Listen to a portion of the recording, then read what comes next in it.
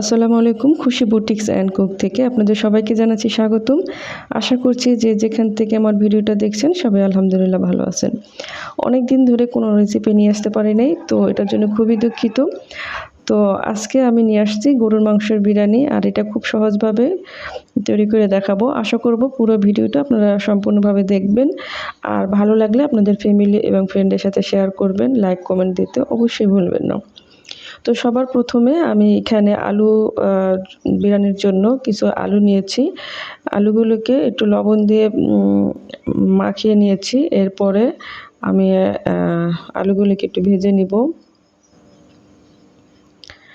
তো লবণ আর সামান্য পরিমাণের একটু মরিচের গুঁড়া দিয়ে আলুগুলোকে একটু ভেজে নিব। তো আলুগুলোকে সিদ্ধ বসিয়ে ঢাকনা দিয়ে ঢেকে সিদ্ধর জন্য বসিয়ে দেব, আর চলে আসবো রান্নায়। তো এখানে আমি রাইস কুকারে আজকে গরুর মাংসটা রান্না করব। তো রাইস কুকারে দিয়ে দিলাম রান্নার জন্য তেল। তেলটা বেশি পরিমাণে দিয়েছি, পেঁয়াজ বেরেস্তা করব, এখানে গরুর মাংস রান্না করব।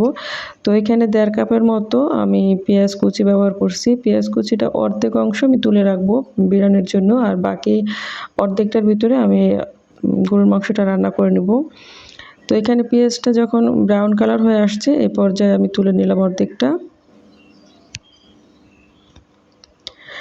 তো এখন দিয়ে দেব বাকি অর্ধেকটা যে পেঁয়াজ আছে এর ভিতরে দিয়ে দেব আগে থেকে গরুর মাংস ধুয়ে পরিষ্কার করে রাখা। গরুর মাংস এখানে আমি 1.5 কেজি থেকে একটু বেশি নিয়েছি, যেহেতু কোরবানির মাংস এখানে পরিমাণটা এতটা বোঝা যায় না, যদিও 1.5 কেজি থেকে একটু বেশি হবে।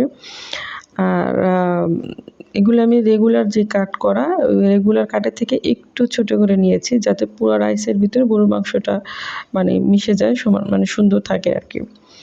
আর দিয়ে দেব আদা রসুন বাটা। এখানে আমি 3 চা চামচের মতো আদা রসুন বাটা ব্যবহার করছি।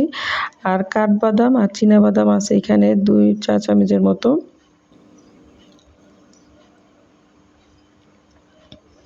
দিয়ে দিব জিরা বাটা। জিরা বাটা এখানে 2 চা চামচ আছে।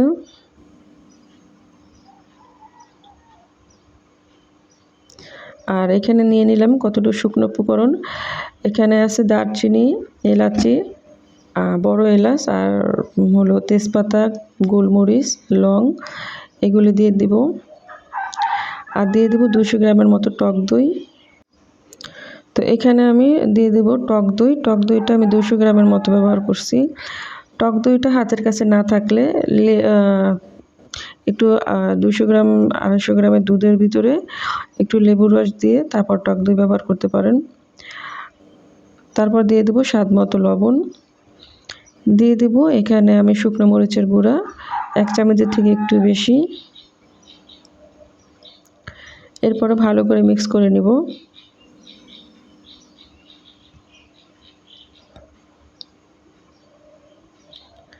তো এখানে আমি প্যাকেটের মশলাটা ব্যবহার করব, রাঁধুনির যে প্যাকেটের বিরিয়ানির মশলা। এখানে আমার বিরিয়ানির মশলাটা 1 প্যাকেট আমি 3 বার ব্যবহার করছি। এখানে অর্ধেকের থেকে একটু কম প্যাকেটের মশলা ব্যবহার করছি। আর দিয়ে দেব 2 টেবিল চামচ টমেটো সস। আমি যে পরিমাণের মশলাটা ব্যবহার করছি এখানে প্যাকেটের মশলাটা না দিলেও চলে। এখানে একটু যদি জয়ফল, জয়ত্রী বাটাটা দেওয়া যেত তাহলে প্যাকেটের মশলাটা না দিলেও চলতো আর কি। তো এরপরে আমার যে মশলা বাটা যে পানি ছিল ওইটা দিয়ে আমি এখানে একবারে আমি মাংসটাকে বসিয়ে দেব। এখানে আর পরবর্তীতে কোনো পানি অ্যাড করব না। এভাবে করেই আমি মাংসটাকে ভালো করে কষিয়ে নিব বা রান্না করে নিব। তো এখানে কয়েকটা কাঁচামরিচ দিয়ে এরপরে ঢাকনা দিয়ে ঢেকে 30 মিনিট রান্না করতে দিয়ে দেব।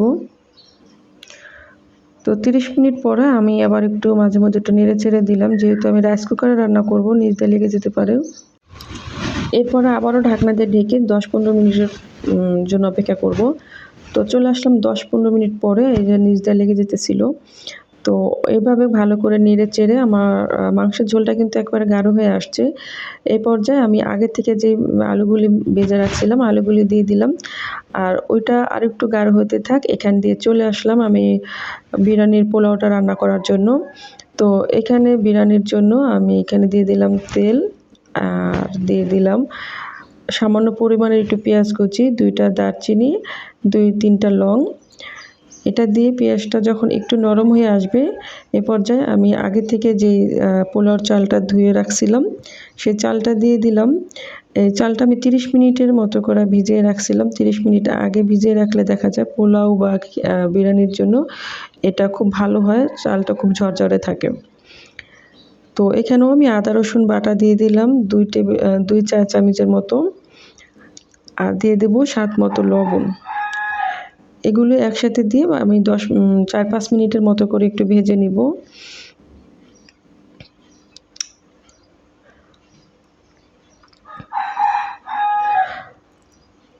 4-5 মিনিট ভাজার পরে আমার আগের থেকে যে মাংসটা রেডি করে রাখছিলাম সেই মাংসটা,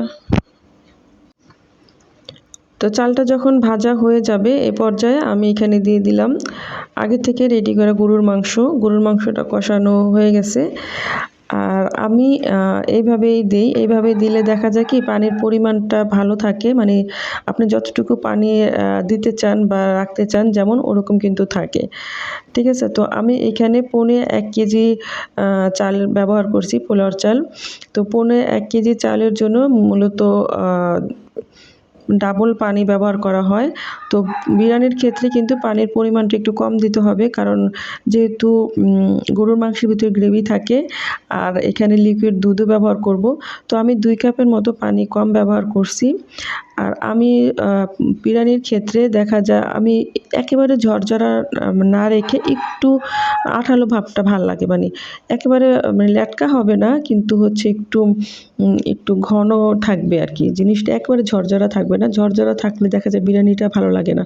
পোলাওর ক্ষেত্রে ঝরঝরা ভালো লাগে, কিন্তু বিরিয়ানির ক্ষেত্রে একটু মনে হয় একটু আঠালো থাকলে ভালো লাগে।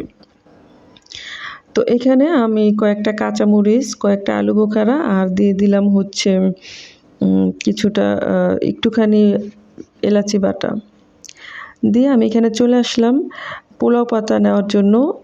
তো পোলাও পাতাটা দিলে দেখা যায় বিরিয়ানি, বোয়া ভাত, তারপরে পোলাও এগুলিতে খুব সুন্দর একটা ঘ্রাণ আসে। তো আমার বাসায় ছিল বলে দিয়ে দিলাম। এটা যদি হাতের কাছে না থাকে তাহলে এটা অপশনাল, আপনাদের দিতে হবে না।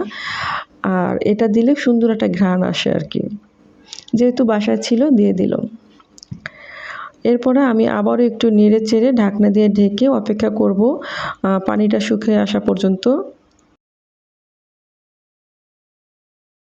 তো এই তো পানি টেনে আসছে, এরপরে আবার একটু নেড়ে চেড়ে দিব।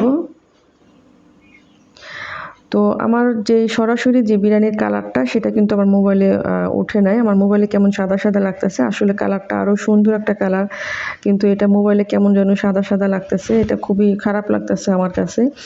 আসলে এরকম কেন হয়েছে আমাকে প্লিজ একটু কমেন্ট করে জানাবেন। আমার মোবাইলে কি কোনো সেটিংয়ে ভুল আছে কিনা বা কোনো ধরনের ব্রাইটনেস বেশি কিনা, যদি কেউ জেনে থাকেন অবশ্যই জানাবেন। আমার কালারটা কিন্তু সরাসরি অনেক সুন্দর আসছিল। পেঁয়াজের বেরেস্তাটা দেখলেই বোঝা যায় কেমন সাদা সাদা আসছে, দেখেন। তো উপর দিয়ে পেঁয়াজগুলিকে এভাবে করে ছিটিয়ে নিব, আর পেঁয়াজটা বেরেস্তার ভিতরে একটু চিনি দিয়ে নিলাম, আর কয়েক টুকরা কাঁচামরিচ, আর দিয়ে দেবো ঘি। ঘিটা সবার লাস্টে ব্যবহার করবেন, তাহলে সুন্দর একটা ঘ্রাণ থাকে। তো ঘিটা সবার লাস্টে ব্যবহার করলে সুন্দর একটা ঘ্রাণ থাকে। তো আমার আজকের রেসিপি এটা হলো ফাইনাল লুক। তো যারা এতক্ষণ ধৈর্য সহকারে দেখছেন আর লাইক কমেন্ট করছেন তাদেরকে অসংখ্য ধন্যবাদ। আর নতুন যদি হয়ে থাকেন চ্যানেলটিতে সাবস্ক্রাইব করে পাশেই থাকবেন। দেখা হবে নতুন আরেকটি ভিডিওতে। সে পর্যন্ত সবাই ভালো থাকবেন, সুস্থ থাকবেন। আল্লাহ হাফেজ।